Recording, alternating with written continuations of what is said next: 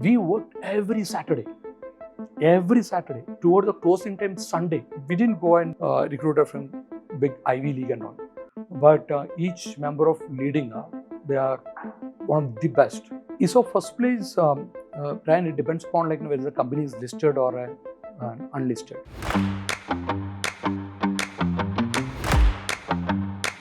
Hey everybody, welcome to Close the Loop. Ryan Singh here, Chief Operating Officer and co-founder at Loop. Excited to have a fun talk with Prakashan Manikoth, CFO of Leadsquared. Prakashan, I'll let him fully introduce himself, but before he does, he comes with tons and tons of diverse experience across a bunch of different industries. And today he's going to share with us a little bit about high-performing teams and specifically how can we structure benefits, compensation packages for them in a way that maximizes the value that they get. So I think very much in line with this theme of high-performing teams that we've had on Close the Loop. So thanks, Prakashan, for joining us. Thank you, Ryan. Thank you, Luke, for inviting me for this discussion. Yeah. Okay, so I hope it's going to be very cool. Yeah, already. I mean, it was really nice chatting with you already anyway. So maybe before we get started, I'd love if you could just walk us through like your career and how you got to Leadsquared. Yeah, so Leadsquared, I just completed 3 years this month. Before that, if you say, right, I did my CA, right, it's pretty long before. In 99, May I passed. After that, worked in quite a few places, started from consulting. Then I was with construction company, IRCON, it's a PSU. Yeah. So lived in Delhi and Mumbai at that time. Then went to Middle East, was an automobile company. Then after that, come back to Bangalore. That was in 2004. Since 2004, all in finance roles, right? Yeah, all in finance. And working your way up. Yeah, working at different places. Got it. And what was what prompted you to kind of move from maybe traditional, slightly larger companies to a startup like Leadsquared that's really fast growing? If you look at the companies where I work, it may look like very traditional, larger companies and all. But all the places when I look back, all the places where I worked, I was part of some smaller initiative in that larger company. I know Leadsquared fairly well and kind of know folks from there. So last 3 years were like a huge period of growth, I think, for you guys. What was it like when you joined, and kind of maybe what can you maybe just narrate quickly? And their team we built, right? Some of the people are very young. If I come and see my team, right, it's a completely young team, fully young team. Okay, majority of the people are not even married. Okay, average age of the team is something like if you keep my age out, right, it will be 26, 27. That's it, right? Fully young team. You're like, but if you keep the outlier out of the average, yeah. Right? So that is the team. And what gives maximum satisfaction is we didn't go and recruiter from big Ivy League and all, but each member of leading, they are one of the best. One of the best we got it. Yeah, what was like the hiring strategy? Because I don't think that's super intuitive. I think a lot of folks will say, let's go out and hire a lot of experienced folks. Then I think there's another camp who's like, no, you want to hire for attitude, maybe a little younger, more coachable. What was the? I am the second. What was the calculus? For me, the first thing in any hiring decision you're talking is attitude. The moment people did any basic qualification role, they would have learned some basic skill with it, or at least you can train.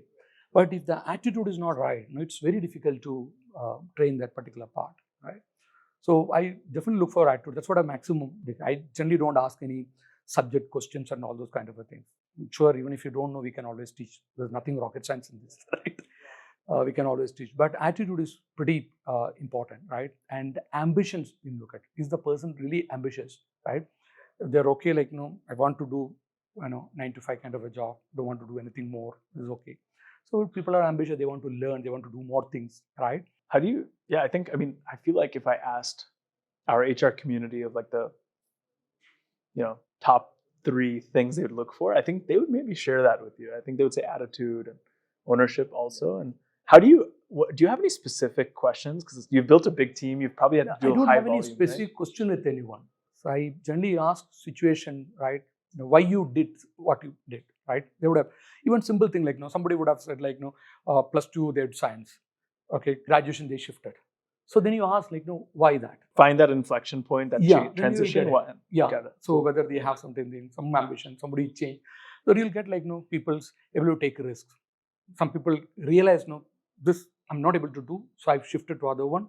So they don't hesitate. So such people will be flexible, right? Such people will be adaptable to new things. How they face that particular thing. Yeah, I guess hiring is one part of it, and then one of the things we wanted to talk about was how you keep people retained and how you keep them happy and performing well. And so one of the things that you've been able to do in your career is kind of think about in your role as a CFO how to structure the comp, right, in a way that maximizes take home. So would love to hear maybe where that came from, how you thought about kind of maximizing take home, and what you guys implemented. Then retaining the key people, key team members, of your team.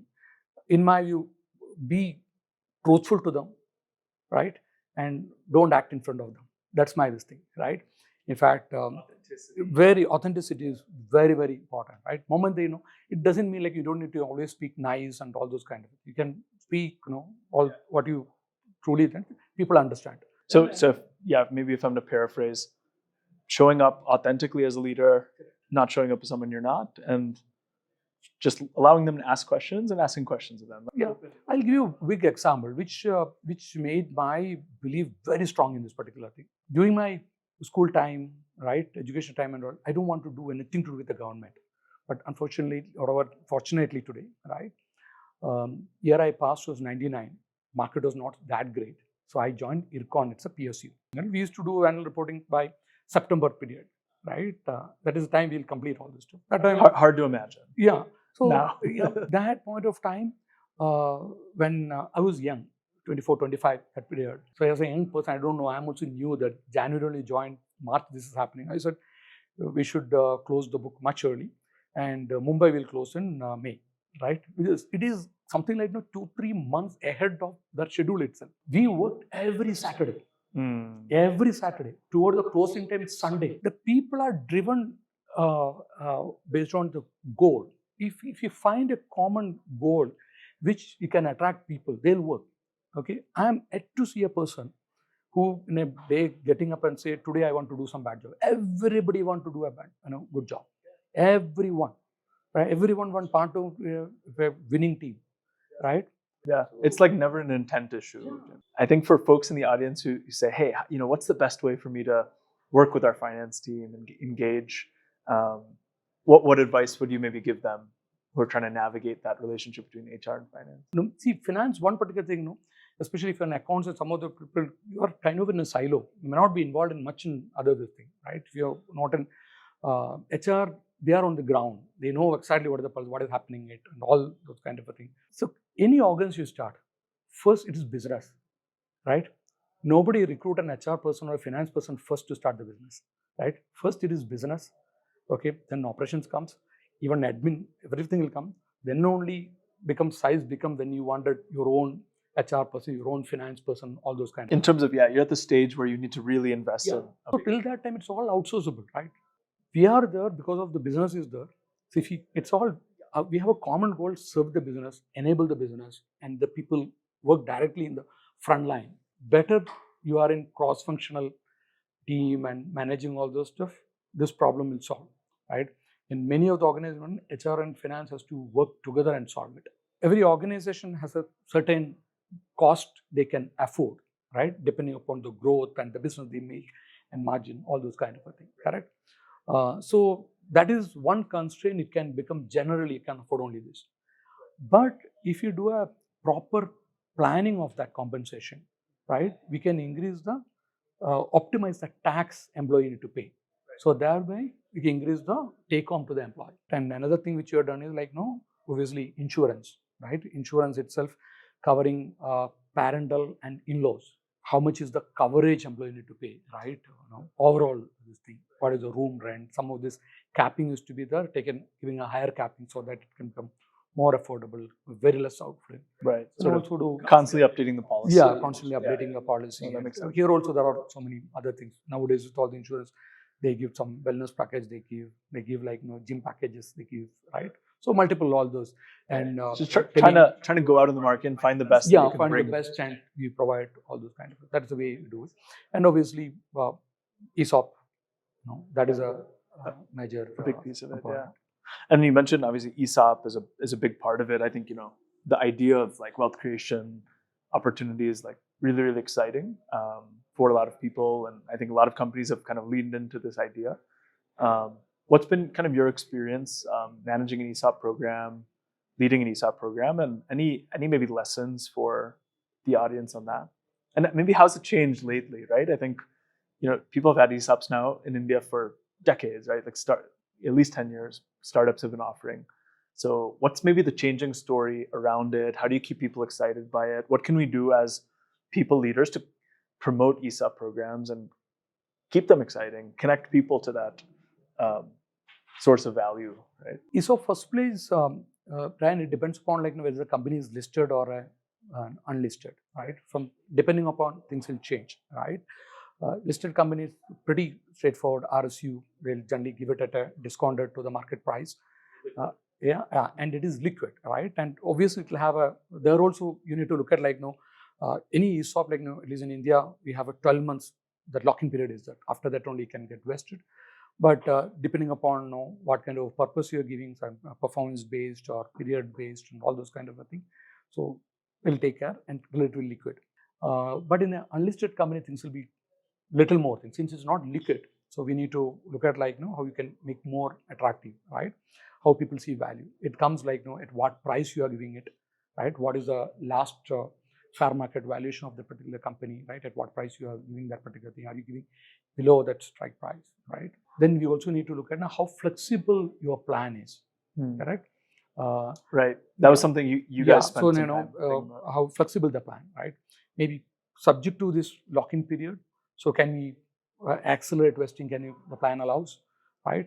And nowadays some companies does like even quarterly. Some people even monthly also some portion that is coming and changing that particular thing. Then buyback also there, but tax-wise it may not be very. This thing company buyback, then it become more like your perquisite tax. Yeah. Do you want to kind of maybe walk through the difference in taxation for a buyback versus a secondary sale? Secondary, it will happen. It will be a short-term capital gain, right? Company can invest it. Okay, if it is more than 2 years, whatever that, it's been long-term. But generally, people may not do it. Most of the people, but at least case it can become a short-term capital gain. Company directly buyback means like it's more like it's more like a perquisite salary one. So whatever the salary tax bracket, when moment ESOP enroll will be in top bracket, will come. I'm sure it's been a joint effort along with your people team, HR team, and finance Obviously, to push this through the company. So, I mean, what does it look like? I mean, what does it look like on the ground in terms of educating people about the program, and how do you kind of encourage this option? And the two things will happen, right? First happen when you're giving an offer to a prospective employee. That is time a lot of question comes. Sure. Correct? Second, it is our own employees who would get first time granted, right? So then they will have a set of questions. So they would not have many of the people not getting it. It's getting it the first time, right? So they will have a lot of questions, right? You will sign the agreement. What will happen? What does it mean? When will they get it? This will happen. That will happen. Right. All those kind of things. Right. Lots of process questions. Yeah. All the process questions. No, makes total sense. I mean, I think that's a great place to wrap up. I think we're talking about people. They're our biggest investment usually in an organization, unless you're extremely asset heavy. Without people, there's no organization. That's right, and I think that's a strong message of collaboration from you, probably. So, Prakashan, thanks so much. I think this was a really nice conversation and lovely having you on. All the best in your role at Leadsquared, and in the future for your team. Thank you, Ryan. Thank you. Cool. Awesome. Good.